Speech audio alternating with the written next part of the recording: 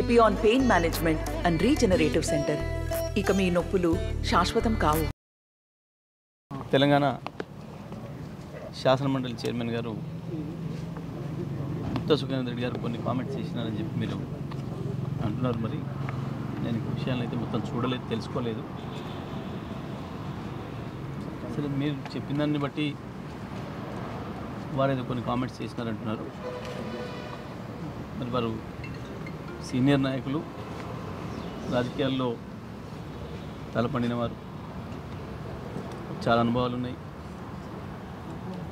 వాస్తవం నాపైనే వ్యక్తిగతమైన కామెంట్ చేసినట్టుగా ఇక్కడ నాకు కనపడలేదు. మీరు అంటున్నారు కానీ ఆయన రాజకీయాలు ప్రారంభించినప్పటికీ నేను పుట్టనే లేదు. వాస్తవానికి అంత సీనియర్ వారు. సరే, వారి యొక్క అనుభవాన్ని ప్రభుత్వంలో వినియోగించుకోవాలి అనే ఉద్దేశంతోనే కేసీఆర్ గారు వారికి ఇది రాష్ట్రంలో సీఎం తర్వాత అత్యంత గౌరవనీయమైన, అత్యంత పెద్ద ప్రోటోకాల్ ఉన్న అవకాశాన్ని కూడా వారికే ఇచ్చిండ్రు. వారి సీనియారిటీని దృష్టిలో పెట్టుకొని ఇచ్చినట్టుగా అనుకుంటున్నాను నేను. వారు ఇప్పుడు నేను ఏ రాజకీయ పార్టీలు లేను, రాజ్యాంగబద్ధమైన పదవులు ఉన్నా అని చెప్పిన మాట కూడా వాస్తవం, సందేహం ఏమి లేదు. కేసీఆర్ గారి గురించి వారు ఏదో అన్నారని అంటున్నారు. మరి ఆ విషయానికి సంబంధించి నేను వారితో కూడా నేను మాట్లాడలేదు. మరి వారు ఎట్లా మరి ఏ ఉద్దేశంతో అన్నారో, ఎట్లా అన్నారో ఒకసారి మాట్లాడే ప్రయత్నం చేస్తాం తప్పకుండా పార్టీ వైపు నుంచి కూడా. ఏదేమైనప్పటికీ ప్రభుత్వం మారింది, మా పార్టీ ప్రతిపక్షంలోకి వచ్చింది.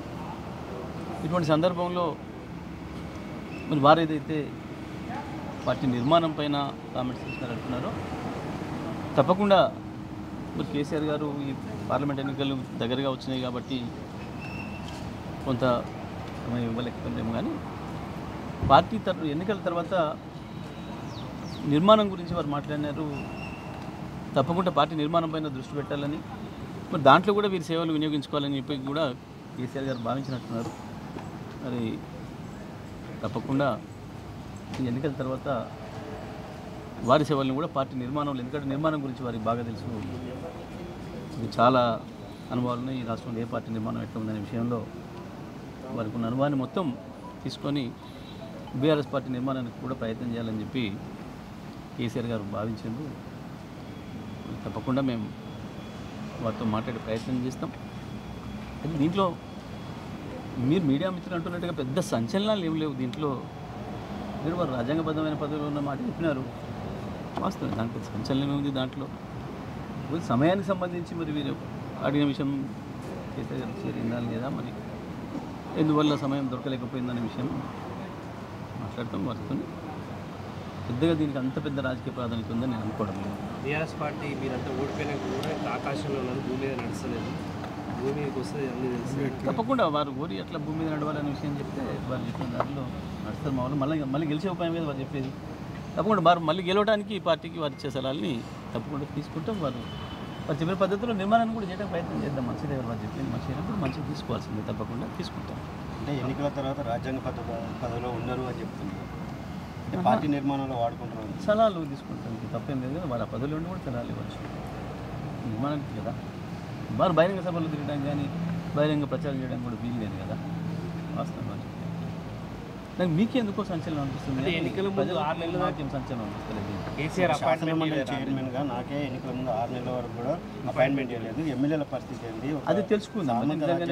ఏం జరిగింది ఆ విషయంలో అనేది, ఎక్కడ గ్యాప్ ఉంది ఏంది అనేది కూడా తెలుసుకునే ప్రయత్నం చేద్దాం. పార్టీ అధికారం కోల్పోయిన తర్వాత శాసనమండలి చైర్మన్ కామెంట్స్ ఎక్కడ అదే మీరు అంటున్నట్టు దీంట్లో పెద్ద సంచలనాలు ఏమో సంచలనంగా చూసి అక్కడేం లేదు. అసలు రొటీనే మాట్లాడిండ్రు అనే విషయాన్ని నేను గతంలో కూడా మీరు చాలాసార్లు మీరు వెళ్ళి చెప్పే విషయాలు వినేది అదే పద్ధతిలో రొటీన్గానే మాట్లాడారని నేను అనుకుంటున్నాను. నేను మొదటిసారి రాజకీయాల్లో వచ్చినప్పుడు ఎంపీ అయినప్పుడు జగదీష్ రెడ్డి లాభలేసి నేను చెప్పిన కదా, కానీ వారి రాజకీయ అనుభవం వయసు లేదని చెప్తుంటే నాకు భిక్ష పెట్టినట్టుగా మాట్లాడటం నేను ఎక్కడ మాట్లాడలేదు. మాట్లాడినప్పుడు మీతో ఆయన అన్నాడు డబ్బులు పెట్టారు, ఏం పెట్టరు, డైరెక్ట్ పదవులు కావాలంటే ఏమో మరి. ఇప్పుడు ఇవన్నీ కూడా పాపం ఎవరు చెప్పినా వారు ఎంచుకున్నా నాకు తెలియదు. కానీ ఈ ఎప్పుడు కూడా మా మధ్యన ఎప్పుడు జరగలేదు. వారంటే మాకు ఎప్పుడైనా మొదటి నుంచి గౌరవం ఉంది. కేసీఆర్ గౌరవించిన వాళ్ళని ఎవరైనా నేను గౌరవించిన బ్రహ్మాండంగా సందేహం లేదు. మాకు ఇప్పుడు ఎటువంటి గ్యాప్ లేకుండే మా మధ్యలో. కేసీఆర్ నల్గొండ మీటింగ్ సందర్భంగా ఇంట్లో భోజనాలు పెడితే జిల్లా నేతలే ఇంటికి రాలేదు. అట్లా వాళ్ళని నమ్మి ఎట్లా పోటీ చేయాలి? ఈ పోటీ విషయానికి నేను ఇప్పుడు మాట్లాడదలుచుకోలేదు. పోటీకి సంబంధించిన విషయాలు ఇప్పుడు మాట్లాడదలుచుకోలేదు.